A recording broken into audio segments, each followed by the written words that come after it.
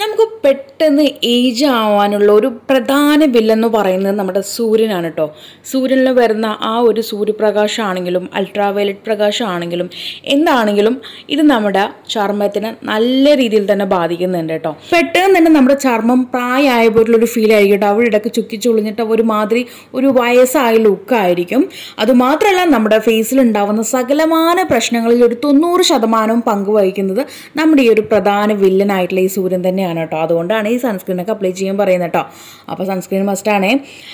അപ്പോൾ ഈ ഒരു ബാക്കി എന്ന് പറയുമ്പോൾ നമ്മുടെ ഫുഡ് ഹാബിറ്റിലും അതുപോലെ തന്നെ ഹോർമോൺ ചേഞ്ചിലൊക്കെ നമുക്ക് പ്രശ്നങ്ങൾ വന്നിരിക്കാം. അതല്ലാതെ നമുക്കൊരു 90% പ്രശ്നം വരുത്തുന്നത് നമ്മുടെ ഈ ഒരു സൂര്യൻ തന്നെ ആയിരിക്കും. അപ്പോൾ ഗൈസ്, ഇതിന് വെല്ലാൻ വേണ്ടിയിട്ടുള്ള ഒരു അടിപൊളി റെമഡിയാണ് നമ്മൾ ഇന്ന് ചെയ്ത് കാണിക്കാൻ പോകുന്നത്. അപ്പോൾ ഇതിന് വേണ്ടിയിട്ട് നമുക്ക് ആദ്യം വേണ്ടത് ഇഞ്ചിയാണ് കേട്ടോ.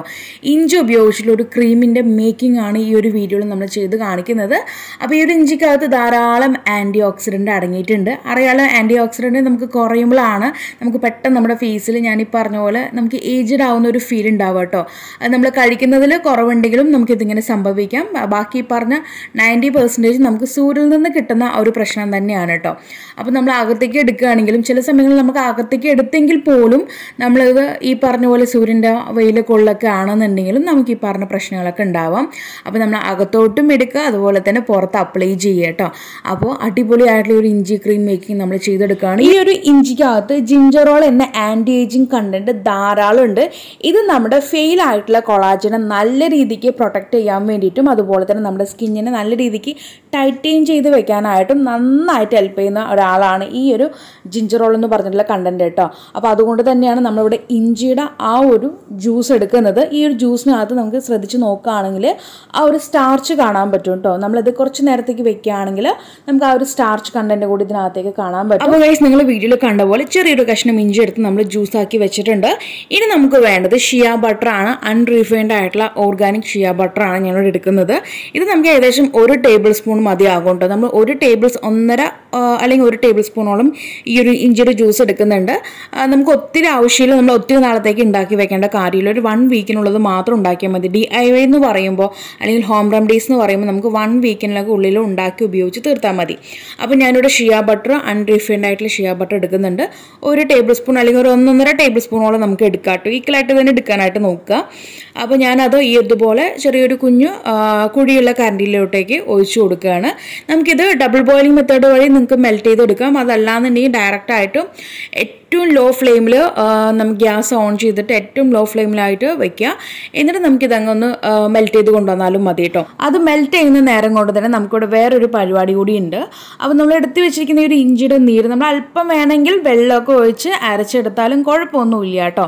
ഒത്തിരി ആവരുതെന്ന് മാത്രം. അപ്പോൾ ഞാനിവിടെ ഇഞ്ചിയുടെ ആ ഒരു ജ്യൂസ് താഴോട്ട് ആ സ്റ്റാർച്ച് കണ്ടൻറ്റ് കൂടുതലായിട്ട് കിട്ടാൻ വേണ്ടിയിട്ട് അല്പം ജ്യൂസ് മുകളിലത്തെ ജ്യൂസ് മാറ്റിയിട്ട് സ്റ്റാർച്ച് കണ്ടൻറ്റോട് കൂടിയിട്ടുള്ള ഇഞ്ചിയുടെ ജ്യൂസാണ് എടുക്കുന്നത്. മറ്റേ ജ്യൂസ് ഒരിക്കലും വേസ്റ്റ് ആവില്ല കേട്ടോ. അതിനകത്തേക്ക് നമുക്ക് റോസ് വാട്ടർ മിക്സ് ചെയ്തിട്ട് ഒരു 1/4 കപ്പോളം റോസ് വാട്ടറോ അല്ലെങ്കിൽ ഡിസ്റ്റിൽഡ് വാട്ടറോ മിക്സ് ചെയ്തിട്ട് നമുക്കിത് ടോണറായിട്ടും അപ്ലൈ ചെയ്യും. ഇതിൻ്റെ കൂടുതലേക്ക് ആദ്യം ടോണർ അപ്ലൈ ചെയ്തിട്ട് ഈ ഒരു ക്രീം അപ്ലൈ ചെയ്താലും മതി കേട്ടോ.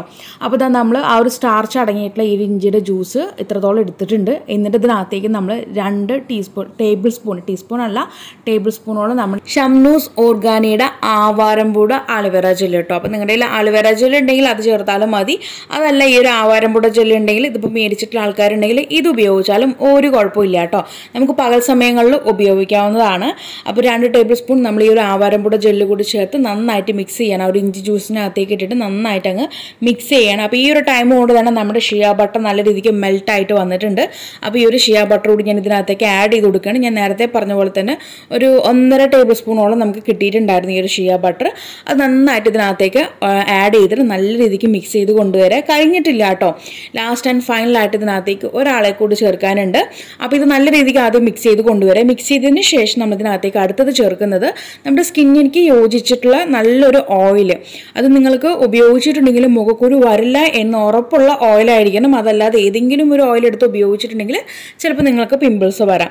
അതുകൊണ്ട് നിങ്ങളുടെ സ്കിന്നിലേക്ക് യോജിച്ചിട്ടുള്ള നല്ലൊരു ഓയിൽ ഇതിനകത്തേക്ക് അങ്ങ് ആഡ് ചെയ്ത് കൊടുക്കുക. ഒരു 1/4 ടീസ്പൂൺ മാത്രം മതി കേട്ടോ. ഒത്തിരി ആവശ്യമില്ല. കാരണം ഷിയ ബട്ടർ തന്നെ നല്ല രീതിക്ക് ഓയിലായിട്ട് ഇരിക്കും.